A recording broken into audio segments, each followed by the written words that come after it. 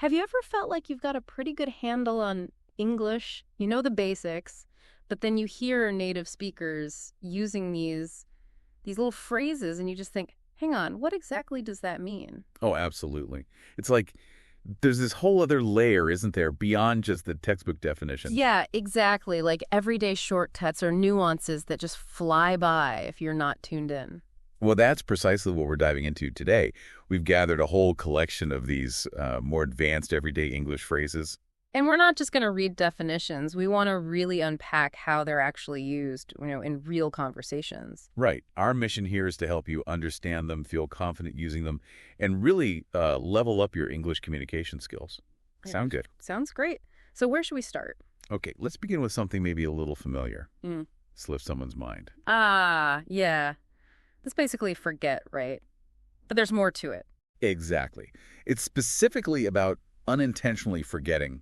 It's like the thought just, poof, drifted away. Yeah. It often sounds a bit softer, maybe less negligent than just saying, I forgot. Right. It takes some of the blame off, maybe. Like example one. Oh, dear. It completely slipped my mind to buy milk on the way home. Uh-huh. Or maybe, I meant to send that report yesterday, but it must have slipped my mind. Yeah. Or number three, don't feel bad about forgetting the appointment time. It slips everyone's mind occasionally. It kind of normalizes it. Precisely. It makes the forgetting seem almost accidental. Okay, how about another fairly common one? Make a difference. Okay, make a difference. It means to change something, obviously, but it usually has a specific flavor to it, doesn't it? It almost always implies a positive change or impact. There's this inherent sort of optimism built into the phrase. Yeah, you don't usually say someone made a difference by, making things worse. Exactly. So, example one. Volunteering at the animal shelter, even for just a few hours, can really make a difference. Good one. Or two, switching to reusable shopping bags might seem small, but it can make a difference for the environment over time. Right. And three, taking the time to mentor a junior colleague can make a huge difference in their career. It's about that positive effect. You nailed it. It's often used to encourage action or highlight the value of something. Ready to move into slightly trickier territory. Let's do it. Intermediate phrases. Here we come. Yeah, right. How about connect with someone? Okay, connect with someone. This is definitely more than just, talking at someone. Right. It's about forming a real relationship, finding common ground, building rapport. Exactly. Establishing that link, that understanding. It's about the quality of the interaction. So, for instance, one, at networking events, I always try to genuinely connect with a few people rather than just collect business cards. Uh-huh. Good strategy. Two, it's sometimes harder to connect with people when you only interact online. True. And maybe a third. Three, the speaker's personal anecdotes really help them connect with the audience on an emotional level. Perfect. That captures that deeper interpersonal link. Okay, next up, chip in. Chip in. This one's about contributing, right? Usually money, but not always. Exactly. It can be money, effort, ideas, food for a party.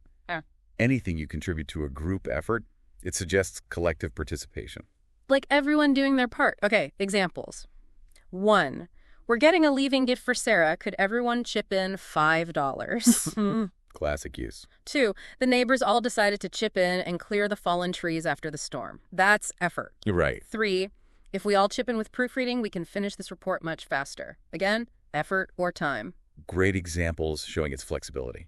Okay, let's tackle stall. Stall. This means to delay, right? To deliberately slow things down or stop progress, at least temporarily. Yes, often deliberately, but it can also happen unintentionally. It's about creating a pause or hindering movement.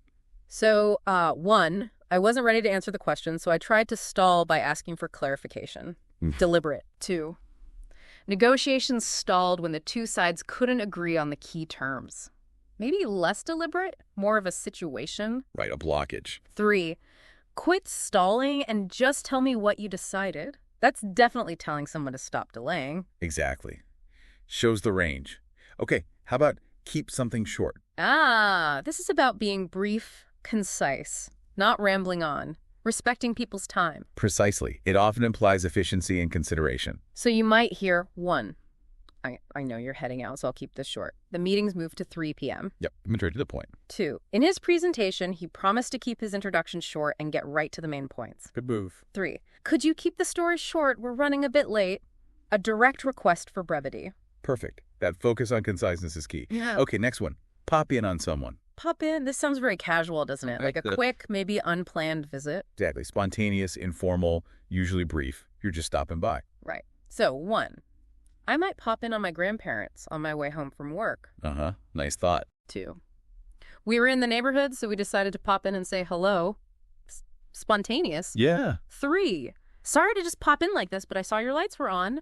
Acknowledging the unexpected nature. Great examples. Captures that casual, often short visit perfectly. Yeah. Now, let's look at hinder someone or something. Hinder sounds negative, like getting in the way, making things more difficult. It is generally negative. It means to obstruct, delay, or impede progress. Create obstacles. Okay, so 1, constant interruptions really hindered my ability to focus on the task. Very relatable. 2, lack of funding can seriously hinder scientific research, a major obstacle. Indeed. 3, don't let fear of failure hinder you from pursuing your goals. It's about something holding you back. Excellent. Those clearly show the negative impact. Just a quick reminder, you're tuned into Mastering Flawless English. We're here helping you navigate the finer points of everyday English conversation. And we're back. We've covered some ground, and now we're moving into some slightly more advanced, maybe more nuanced words and phrases, starting with exotic. Exotic. Okay, this word gets used a lot. What's the core meaning we should focus on? Well, it generally means unusual, unfamiliar, often originating from a faraway place. It carries connotations of intrigue, difference, sometimes beauty associated with that foreignness. Right, something outside the everyday experience. For instance, 1, she loves cooking with exotic spices from India and Thailand. Uh-huh. Adds flavor and novelty. 2, they brought back some exotic souvenirs from their trip to Morocco, things you wouldn't find at home. Exactly. 3, for someone living in the desert, a snowy landscapes might seem quite exotic. It's relative, too. Good point. It depends on your perspective. Okay. Okay, next phrase. Give something a shot. Give it a shot. This means to try something, right? But maybe with a specific attitude? Yes, it implies trying something willingly, maybe even optimistically, even if you're not sure you'll succeed or like it. It's about taking a chance, being open to the experience. Okay, so like 1, I've never tried kayaking before, but it looks fun, so I'll give it a shot. Yep. Willingness to try. 2, even though the recipe looks complicated, let's give it a shot this weekend. Trying despite difficulty. 3, he wasn't sure he'd get the promotion, but he decided to give applying a shot anyway, taking a chance. Perfect examples of that let's try it attitude. Now, a potentially tricky one. Beneath you. Or something is beneath someone. Yeah, this one feels like it could be used maybe negatively, like you think you're too good for something. It can definitely be used that way. It means something isn't worthy of your status, dignity, or effort. It implies you consider it somehow demeaning or inappropriate for you.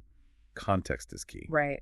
So 1, he felt that arguing about such petty matters was beneath him, thinking it's undignified. 2, she believes no honest work is beneath her, even if it's manual labor.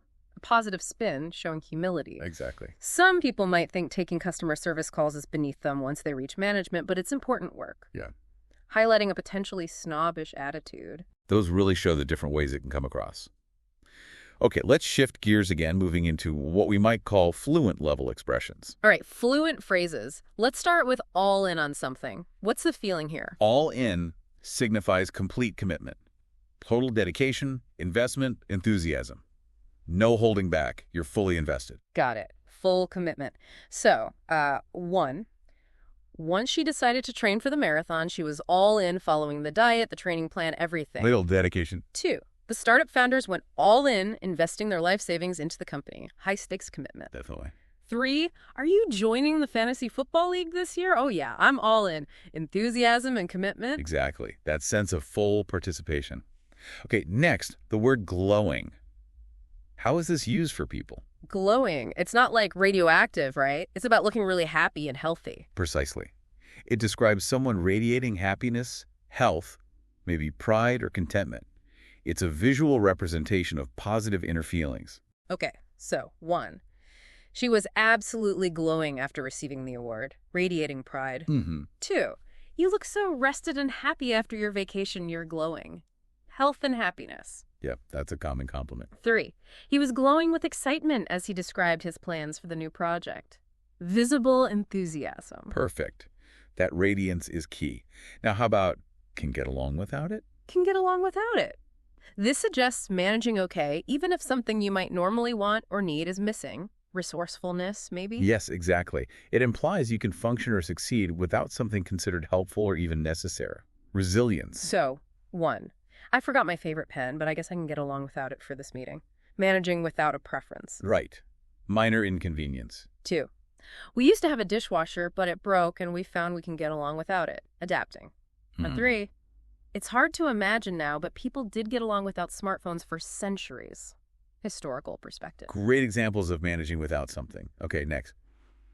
Have ties to someone or something. Have ties to. This seems like connections, links, maybe stronger than just knowing someone. Yes, it usually suggests significant established connections. Could be family ties, professional, community, historical, even less savory connections sometimes. Okay, so 1. The investigation explored whether the politician had financial ties to the company.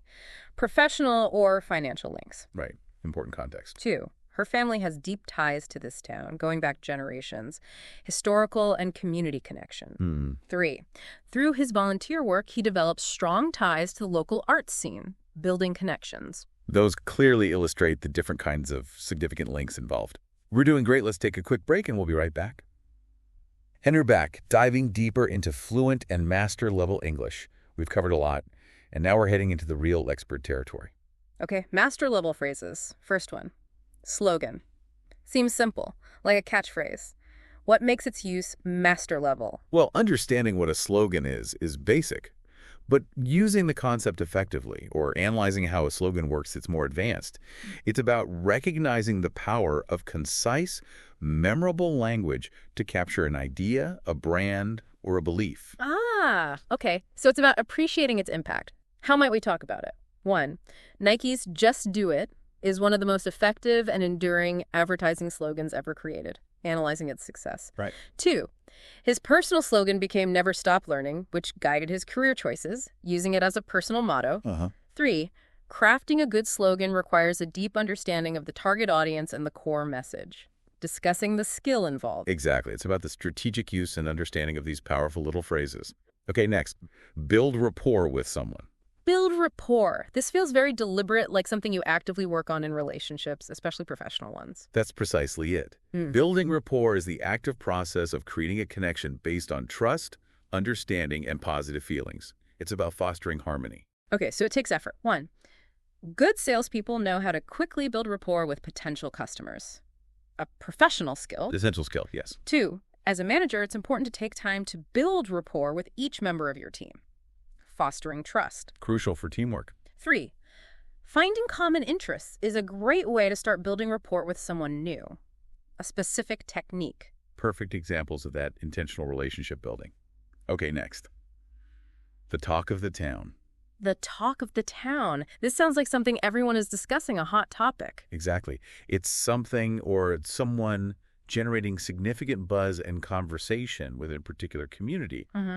Could be a literal town, an office, an online group. Widespread interest. Got it. So 1, the opening of that new restaurant with the celebrity chef has been the talk of the town. Excitement and buzz. Yeah. After her surprise election victory, she became the talk of the town overnight. Sudden widespread attention. Right. 3, did you hear about the company merger? It's been the talk of the town in our industry. Topic of discussion within a specific group. Those illustrate that widespread chatter perfectly. All right, last one in this master section. Keep something to yourself. Keep it to yourself. Simple meaning. Don't tell anyone. Secrecy. Yes, but the nuance often lies in the implication of confidentiality or trust. It's about maintaining discretion, often with sensitive information. Okay, so 1, I'm going to tell you something important, but please keep it to yourself for now. Requesting confidentiality. Establishing trust. 2, if you promise to keep it strictly to yourself, I'll share the details. Conditional sharing. Right. 3, this information is highly confidential. You absolutely must keep it to yourself, emphasizing the need for secrecy. Excellent. That covers the need for discretion very well. Now, ready to venture into the wild world of slang. Ooh, yes. Slang can be tricky, but fun. Let's do it. First up, it's a flop. Sounds bad. It is definitely bad. A flop is a failure, something that didn't work out, didn't meet expectations, especially after maybe some hype. Total failure. Okay. Right. 1, the movie had a huge budget but was a complete flop at the box office. Financial failure. Common use. 2. My attempt to start a book club was kind of a flop. Only 2 people showed up. Lack of success. Right. Didn't take off? 3. Despite the marketing campaign, the new soda flavor was a flop with consumers. Product failure. Yep. It didn't sell. Okay, next, a more recent, often humorous one. I'm unwell. I'm unwell, but people usually say this when they're not actually sick, right? It's like dramatic. Exactly. It's hyperbolic, used playfully to express being overwhelmed, shocked, super excited, amused. It exaggerates an emotional reaction rather than physical illness. Got it. So, 1, did you see that plot twist? Oh my God, I'm unwell. Expressing shock. Yeah. 2, her outfit for the party was stunning. Seriously, I'm unwell. Expressing admiration, excitement. 3, he told that same terrible joke again, I'm unwell. Expressing mock despair or annoyance. Perfect. Yeah. Captures that dramatic, often ironic usage. Now, yap or yapping. Yapping. Makes me think of a small, annoying dog. That's the origin. A yap is a sharp, high-pitched bark. Figuratively, though, it means talking excessively, often about trivial things, sometimes annoyingly. So it can be literal dogs or figurative humans. 1, can you please get your dog to stop yapping? It's driving me crazy. Literal. 2, he just kept yapping on about his fantasy football team for an hour. Annoying, excessive talk. Right. 3, stop yapping in the back of the classroom and pay attention. Telling someone to be quiet. Clearly shows both uses. Okay, how about take an L, where something is an L? Take an L. L for loss, right. So it means you failed or something bad happened, like a setback. Precisely. It's acknowledging a loss, a failure, an unfortunate situation, big or small. Comes from gaming, probably. Okay, so 1, I studied hard but still failed the test. Definitely took an L there, acknowledging failure. 2, forgot my wallet at home this morning. That's a big L for the day. Minor inconvenience. Yep. 3, our team losing in the final second was a tough L to take. Significant loss. Good range of examples. Okay, next. Give someone the ick. The ick. This is that sudden feeling of repulsion, like someone does something small and suddenly you're turned off. That's exactly it. It's a sudden, often inexplicable feeling of disgust or loss of attraction triggered by someone's behavior or habit. Right. So 1, he was nice, but then he started talking baby talk to his dog, and it just gave me the ick. Specific trigger. It can be very specific. 2, honestly, people who are rude to service staff, instant ick. A common trigger. Yeah, that's a big one for many. 3, I used to like him, but then he did this weird cough, and I just got the ick. I can't explain it. The inexplicable nature. Perfectly captures that weird sudden feeling. Okay, catfish someone. This is very specific to online stuff. Yeah, catfish. Creating a fake online profile to trick someone, usually romantically, right? Exactly. Using fake pictures, fake details to deceive someone online, often leading to fake relationships or sometimes scams. Okay. 1, you should always be careful on dating apps. It's easy to get catfished if you're not vigilant. A warning. Good advice. 2, it turned out the person she'd been talking to online for months was catfishing her using a model's photos. The deception revealed. Right. 3, video calling is a good way to make sure the person you met online isn't trying to catfish you. A preventative measure. Very practical. Okay, how about the OG?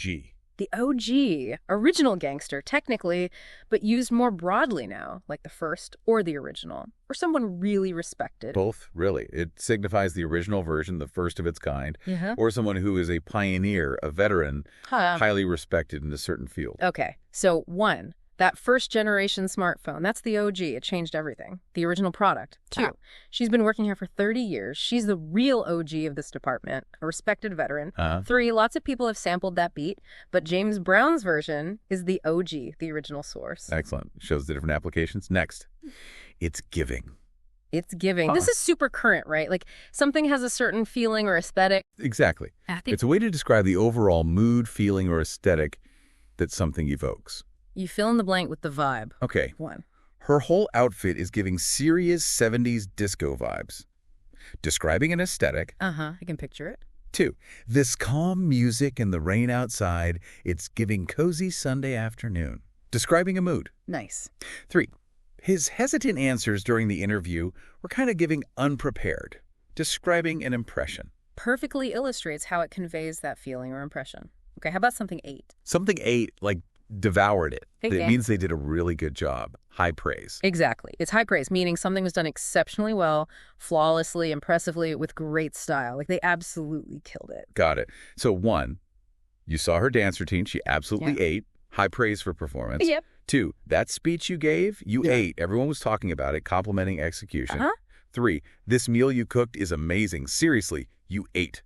Praising skill, like cooking. Great examples of that strong admiration. Okay, something lives rent-free in my head. Lives rent-free in my head. This means you can't stop thinking about it, right? Like it's stuck in there. Precisely. A thought, a song, a memory, an image that keeps recurring in your mind, occupying your thoughts without you necessarily wanting it to. Yeah, happens all the time. 1, that incredibly catchy song from the radio lives rent-free in my head all day. Annoying but persistent thought. Earworms are classic rent-free tenants. 2, that embarrassing thing I said in the meeting yesterday. Still living rent-free in my head. Negative persistent thought. Oh yeah, cringe moments love to live rent-free. 3, the beautiful view from that mountain hike is living rent-free in my head.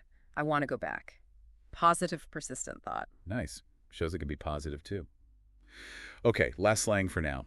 Side-eye. Side-eye. This is purely nonverbal, isn't it? That look you give someone when you disapprove or you're suspicious. Exactly. A sideways glance conveying judgment, suspicion, disapproval, or disbelief without saying a word. Powerful look. 1, when he started bragging about his supposed achievements, I couldn't help but give him some side-eye. Disbelief judgment. She kept talking loudly on her phone during the movie, getting serious side-eye from everyone around her. Disapproval. Rightly so. 3, you're thinking of wearing that. I'm giving you major side-eye right now. Playful, or maybe serious, disapproval. Perfect. Captures that judgmental glance perfectly. Yeah. Okay, that's a good tour through some current slang. We've navigated the sometimes confusing waters of slang. Now let's round things out with some more general, really useful phrases for everyday situations. Sounds good. Practical stuff. Let's start with make a beeline, like a bee flying straight. Exactly. To make a beeline for something means to go directly and quickly towards it with a clear purpose, no detours. Got it. Focus movement. 1, as soon as the doors opened for the sale, shoppers made a beeline for the electronics section, rushing towards a goal. Classic sale behavior. He was so thirsty after the run, he made a beeline for the water fountain. Direct path to satisfy a need. Makes sense. 3, when the pizza arrived, the kids made a beeline for the box. Quick movement towards something desired. Perfect examples of that direct, purposeful movement. Okay, next. Get off scot-free. Get off scot-free. Sounds like getting away with something. Avoiding punishment. Precisely. It means to escape the consequences or punishment for doing something wrong or illegal. Okay. 1, he clearly caused the accident, but due to a legal loophole, he got off scot-free. Avoiding legal consequence. Frustrating, but it happens. She broke the vase, but her brother got blamed, so she got off scot-free. Avoiding blame. 3, it feels unfair when rule breakers seem to consistently get off scot-free. General frustration with lack of consequence. Yeah, that feeling of injustice. Okay, how about put a name to the face? Put a name to the face. This is when you finally meet someone you've only known, like through email or phone calls. Exactly, or maybe someone you've heard a lot about. It's connecting the name you know with the actual person you're seeing. Right, that, oh, you're Sarah moment. Yep. 1, it's lovely to finally meet you in person and put a name to the face after all our Zoom calls. Meeting after virtual contact. Very common these days. 2, I've heard so much about your work. It's great to finally put a name to the face. Meeting someone you know by reputation. 3, the conference was a good chance to finally put names to faces for many of our international colleagues. Large group context. Great scenarios for that phrase. Okay, an idiom, get a kick out of it. Get a kick out of it. This means you find something really funny or enjoyable. Right. It gives you pleasure. Yes, exactly. To find something amusing, entertaining, or enjoyable. So, 1, I get such a kick out of watching old comedy movies. Finding humor enjoyable. 2, the kids got a real kick out of the magician's tricks.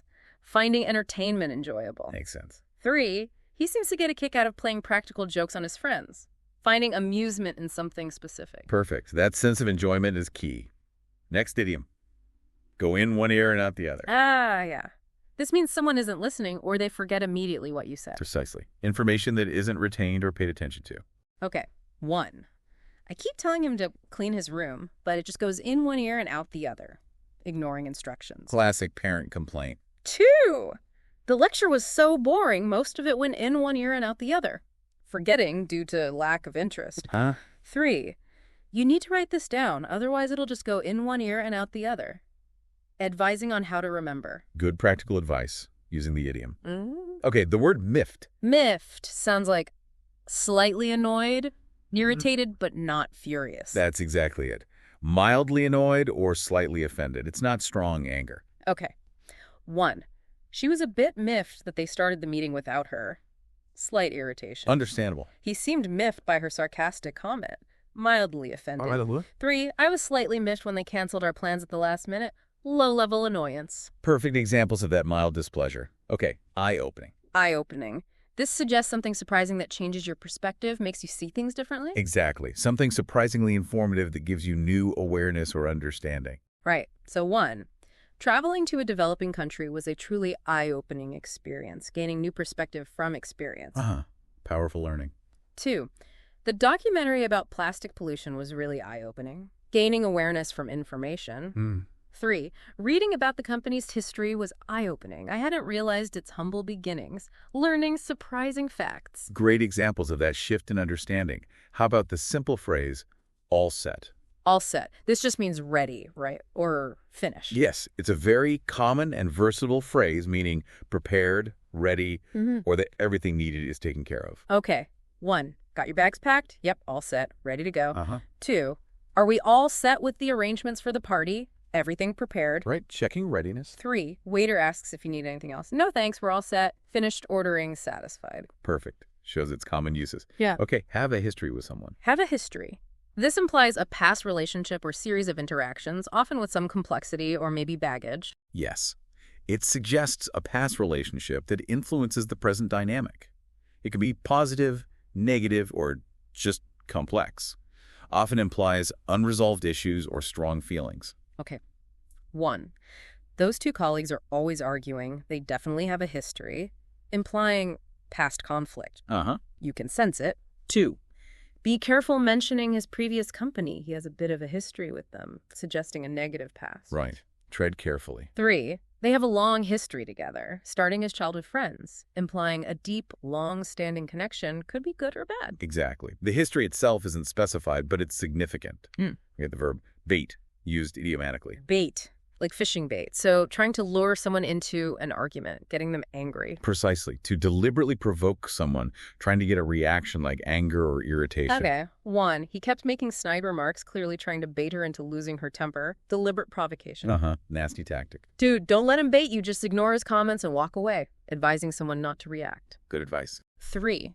Siblings often know exactly how to bait each other.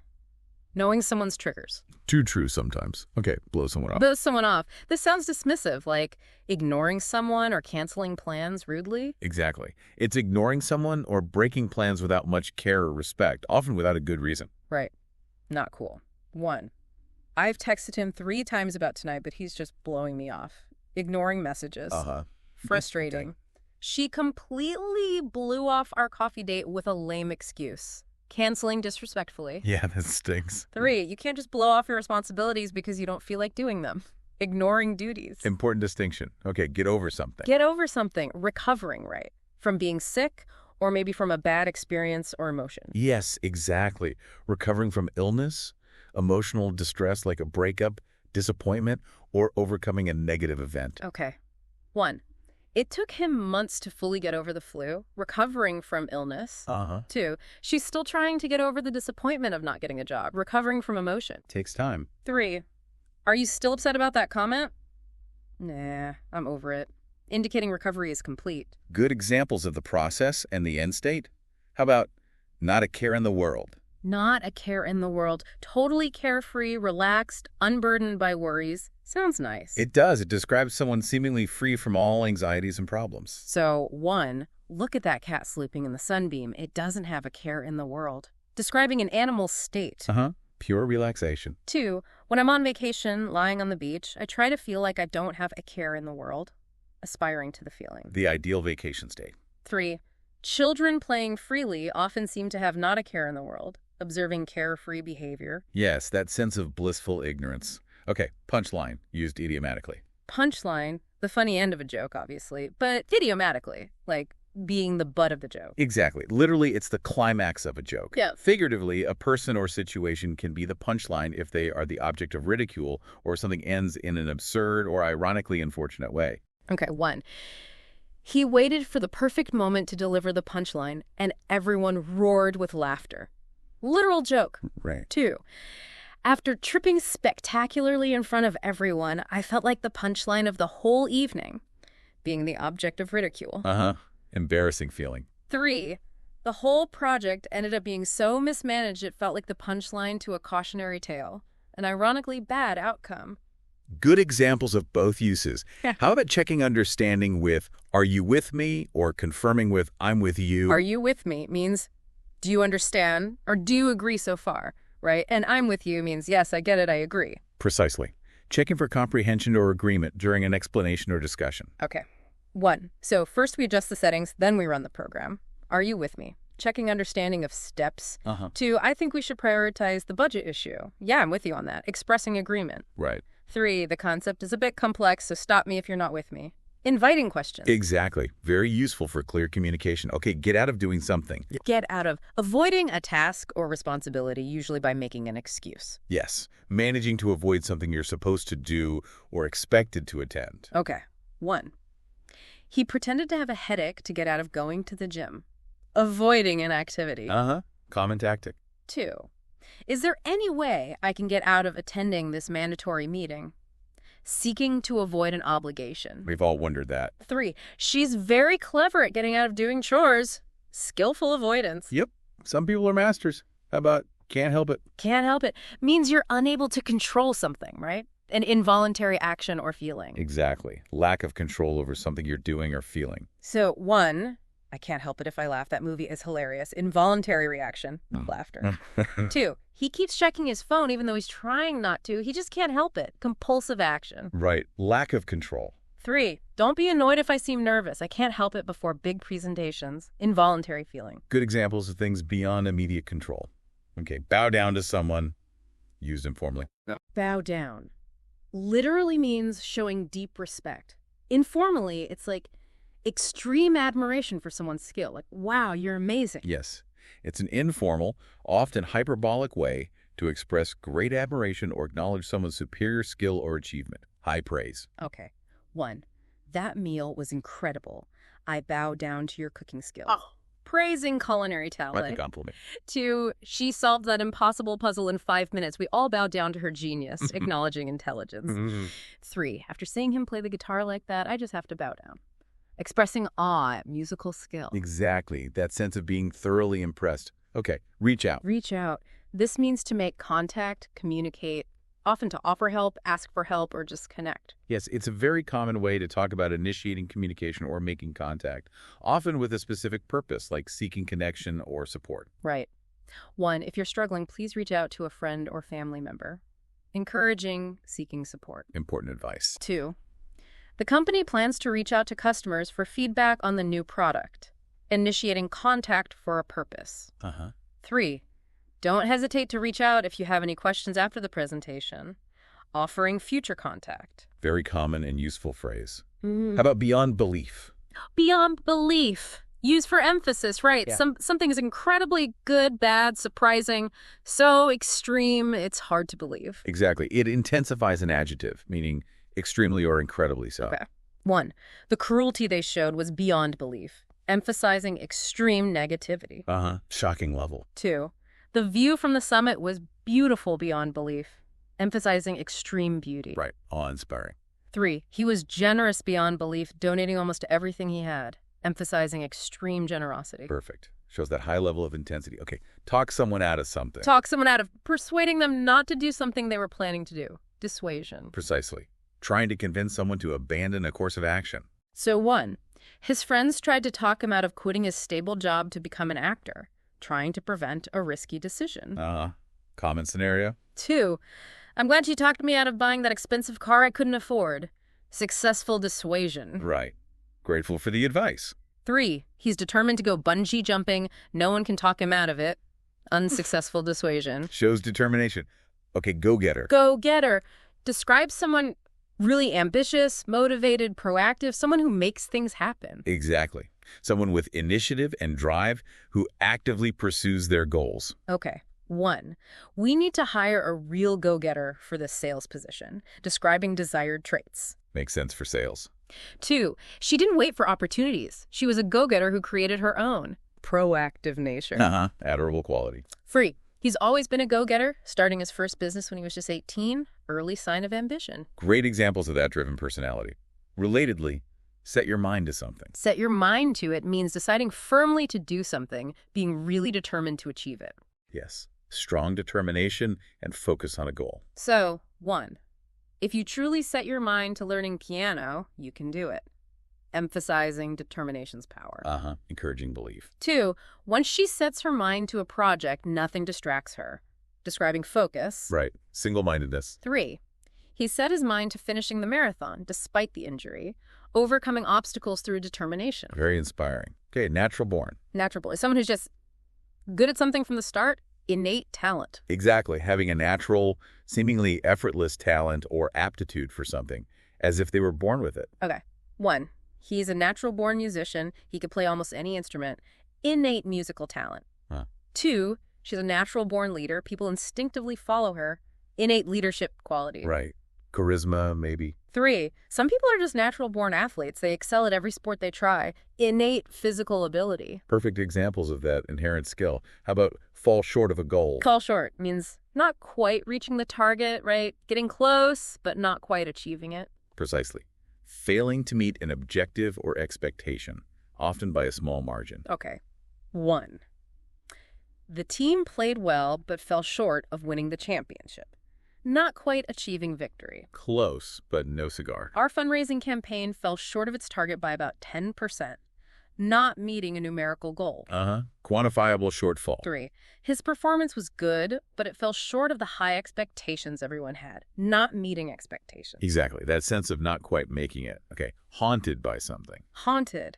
Sounds spooky, but used figuratively means being troubled or preoccupied by a negative thought or memory. Yes, exactly. Persistently disturbed or distressed by a past event, mistake, or worry. Okay. 1, he was haunted by the memory of the car crash for years, troubled by a past trauma. Understandable. She felt haunted by the feeling that she could have done more to help, troubled by guilt or regret.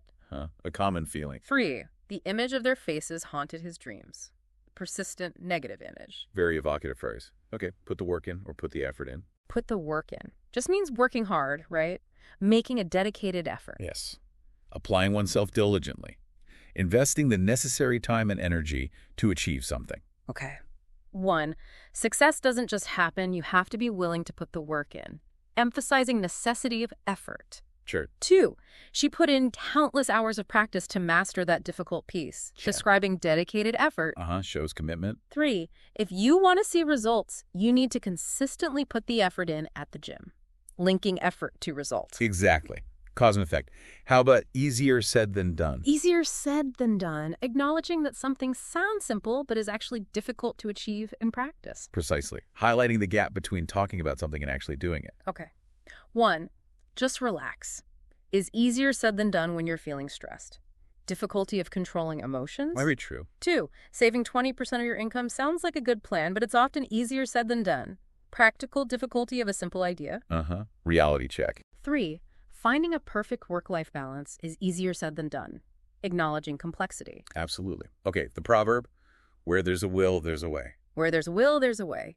If you're determined enough, you'll find a method to succeed, despite obstacles. Exactly. Emphasizes the power of determination and ingenuity. So 1, they said it was impossible to cross the mountains in winter, but where there's a will, there's a way. Overcoming perceived impossibility. Inspiring. 2, she had no formal training, but she taught herself coding, because where there's a will, there's a way. Self-motivation leading to success. 3, don't give up on your dream just because it seems hard. Remember, where there's a will, there's a way. Encouragement through determination. Great use of the proverb. How about the informal intensifier, heck of a? Heck of a just means very or really, right? But informal, like a heck of a storm, means a very bad storm. Exactly. It emphasizes the significance, difficulty, or impressiveness of something in a casual way. Okay. 1, that was a heck of a climb to the top of the hill, emphasizing difficulty. Sounds tiring. 2, you did a heck of a job organizing this party. Yeah. Emphasizing impressiveness. High praise, informally. 3, Yeah. he's got a heck of a lot of nerve saying that. Emphasizing significance of nerve. Perfect examples of its informal emphasis. Okay, the word trooper. Trooper, like Oh, a okay. soldier. But used informally means someone who endures difficulty without complaining. Resilient. Exactly that. Someone who faces challenges or discomfort bravely and stoically without making a fuss. Right. 1, the kids were real troopers on the long car journey, hardly complaining at all, enduring boredom well. Good kids. 2, even though she felt unwell, she was a trooper and came to support her friend's performance, enduring discomfort for others. Uh-huh. Shows dedication. 3, thanks for being such a trooper and helping us move house in the pouring rain, acknowledging resilience in bad conditions. Great examples of that uncomplaining endurance. Okay, find the motivation. Find the motivation. Getting the drive or inspiration to do something, especially something difficult or that you don't really want to do. Precisely. Locating or generating that internal impetus to act. Okay. 1, it's hard to find the motivation to exercise when it's cold and dark outside. Difficulty finding drive. Very relatable struggle. 2, what helps you find the motivation to study for exams? Seeking inspiration. Looking for tips. 3, once I find the motivation to start cleaning, it's usually not so bad. Needing the initial push. Exactly. Getting started is often the hardest part. How about invest in something? Invest usually means putting money into something for profit, but Yeah. it can mean time or effort too, right? For future benefit. Yes, exactly. Putting money, time, energy, or resources into something with the expectation of a positive return or benefit later on. Okay, 1, it's worth investing time in learning new skills for your career. Investing time for professional benefit. Like good advice. 2, the company decided to invest heavily in research and development. Investing money for future innovation. Strategic move. 3, investing in a good night's sleep is crucial for your health. Investing effort, prioritizing sleep for health benefits. Great example of a non-financial investment. Okay, top of the line. Top of the line means the best, most expensive, most advanced version available, right? The highest quality. Exactly. The very best model or quality in a range of products. Premium. Okay, 1, he always buys top-of-the-line electronics. Preference for the best. Spends a lot, presumably. For their wedding, they spared no expense and chose top-of-the-line everything, aiming for luxury. Right. Best quality available. 3, while top-of-the-line gear is nice, sometimes the mid-range option is better value. Questioning if the best is necessary. Good point. Value versus quality. Okay, last one in this section. Get bundled up. Get bundled up. Put on lots of warm clothes because it's cold. Layers, hats, scarves, the works. Exactly. Dressing warmly to protect against cold weather. So, 1, it's snowing outside. Make sure you get bundled up before you leave. Instruction to dress warmly. Practical advice. 2, the children were all bundled up in snowsuits looking like little marshmallows, describing being warmly dressed. Cute image. 3, I hate having to get bundled up every time I go outside in winter. Complaining about the necessity. Relatable complaint. Okay, now let's quickly cover some common alternatives for basic emotions and situations. All right, rapid fire. Instead of just excited. You could say, I'm pumped. Yeah. Very informal and energetic, like, I'm so pumped for the concert. Or, for strong excitement, I couldn't be more excited. As in, we couldn't be more excited about moving into our new house. Got it. Pumped or couldn't be more excited. What about disappointed? That's a bummer. Is common for minor disappointments. Yeah. It's a bummer the picnic got rained out. Or you can feel let down. I felt really let down when he broke his promise. Yeah. You can also just say, I'm bummed, or I was bummed out. Bummer, let down, bummed out. Okay. Efficiency. Something done quickly. In no time. Like, she finished the assignment in no time. Means very quickly, surprisingly fast. In no time. Good one. Doing a good job. Nailed it. Very enthusiastic praise. You totally nailed that performance. Nailed it. Love that one. Having little money. On a tight budget. It's a common, polite way to say it. We're on a tight budget this month. On a tight budget. And the opposite. Costing a lot. Cost a fortune. Emphasizes the high price. That diamond ring must have cost a fortune. This costs a fortune. Okay. Enthusiastic agreement. Can't wait. Very common for future plans. We're going to Hawaii. I can't wait. Also, I'm all for it. Show strong support. Pizza for dinner. I'm all for it. Can't wait. I'm all for it. Strong agreement or certainty. There's no doubt about it. Leaves no room for question. She's the best person for the job. There's no doubt about it. No doubt about it. A softer way to say no. Now is not the best time. Polite refusal implies willingness later. Can you help me now? Now is not the best time, maybe in an hour. Now is not the best time. Good one. Pausing something. Put this on hold. Temporary stop. Let's put this decision on hold until we have more information. Put it on hold. Working on something right now. I'm on it. Shows immediate action and responsibility. Can you fix this bug? Yep, I'm on it. I'm on it. Quick and efficient. Delaying something less urgent. Put it on the back burner. Lowering its priority. We'll have to put the website redesign on the back burner for now. On the back burner. Multitasking. Juggling a lot of things at once or have a lot to juggle? Like, she's juggling a full-time job and 3 kids. Juggling. Got it. Warning against hasty decisions. Don't jump the gun. Wait for the right time or more info. Don't jump the gun and announce the winner before it's official. Don't jump the gun. Okay. Very strong certainty. Like, really sure. I'm 100% certain. Very sure. I'm willing to bet on it. Confident prediction. And for extreme, maybe hyperbolic certainty, I would bet my life on it. Wow. Okay. 100% willing to bet. Bet my life. High likelihood. Chances are means probably. Chances are they've already left. Chances are. Strong belief. I'm convinced that shows strong personal belief. I'm convinced that this is the right approach. Convinced that.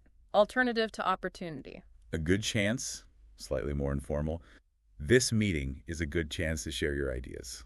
A good chance. Strong relationships. Very close or just close, like they're very close friends, or my sister and I are close. Close, very close. Losing contact. Lost touch, common phrase. We lost touch after college. Lost touch. Alternative to happy, like really happy. I couldn't be happier. Expresses maximum happiness. I got the job. I couldn't be happier. Couldn't be happier. Alternative to tired, like really tired. Completely wiped out means exhausted. After hiking all day, I was completely wiped out. Wiped out. Alternative to sad, maybe less direct. I'm struggling. Can indicate emotional difficulty without being specific. Things have been tough. I'm struggling a bit. Struggling. Okay, we've covered so many idioms, but let's just quickly revisit a few really common ones mentioned in our source. Sure. Like, don't put all your eggs in one basket, meaning don't risk everything on one thing. Diversify. Right. And the ball is in your court. It's your turn to act or decide. A blessing in disguise. Something bad that turns out good. Bite the bullet. Face something difficult bravely. Break the ice. Start conversation in a new group. Every cloud has a silver lining. Find the good in a bad situation. Actions speak louder than words. What you do matters more than what you say. Hit the nail on the head. Be exactly right. It's the tip of the iceberg. Small sign of a bigger problem. Kill 2 birds with 1 stone. Achieve 2 things with 1 action. Don't count your chickens before they hatch. Don't rely on something before it happens. It's a piece of cake. Very easy. Burning the midnight oil, working late. Rome wasn't built in a day. Important things take time. Let the cat out of the bag or spill the beans reveal a secret. You can't have your cake and eat it too. Can't have 2 incompatible things. Better late than never. Doing something late is better than not doing it. Bad things happen in threes. Or when it rains, it pours. Misfortune comes in clusters. And you reap what you sow. You get the results of your actions. Wow. That's a lot of ground covered. It really shows how many ways there are to express ideas in English. Absolutely. And using these phrases can make your English sound much more natural and, well, fluent. We also saw how some phrases like, I don't believe you, or unreal, can have different meanings depending on context, disbelief, appreciation, disappointment. Right, like, I don't believe you could mean you're lying, or that's incredibly kind, thank you. Context is everything. And phrases like, all jokes aside, or feelings aside, help shift the tone to serious discussion. Exactly. Or nuances like the difference between things going as planned, not going as planned, going smoothly, or maybe just going as well as can be expected. Lots of subtle differences. We also touched on things like cut your losses, quitting something failing, get someone up to speed, or fill someone in, updating them. And TMI, for too much information, being in a haze for feeling unclear day to day for routine. Cable scraps, leftovers, literally or figuratively. From the get-go, from the beginning. Hidden gem, a great secret place. And distinguishing knocking at your door, opportunity, from knocking down your door, high demand. Bridge the gap, connect differences, and start from the top, begin again. It's been a comprehensive tour. It really has. We've gone from simple forgetfulness with slips my mind all the way to the nuances of slang like it's giving, or idioms like bite the bullet. The main takeaway for you, the listener, is that incorporating even a few of these into your vocabulary can add incredible depth and naturalness to your conversations. Definitely. Don't be afraid to try them out. Listen for them, see how others use them, and then, give it a shot yourself. Practice is key. The more you use them, the more comfortable you'll become. So if you found this deep dive helpful and you want to keep exploring ways to polish your English, please do subscribe, like this video, and maybe share it with others who might find it useful. Your support really does help channels like ours reach a wider audience through YouTube's recommendations. We appreciate it. And maybe a final thought to leave you with. Which one of these phrases or idioms resonated most with you today? Which one will you try to use first, and how do you think it might change the way you communicate? Something to ponder. Until next time, keep practicing.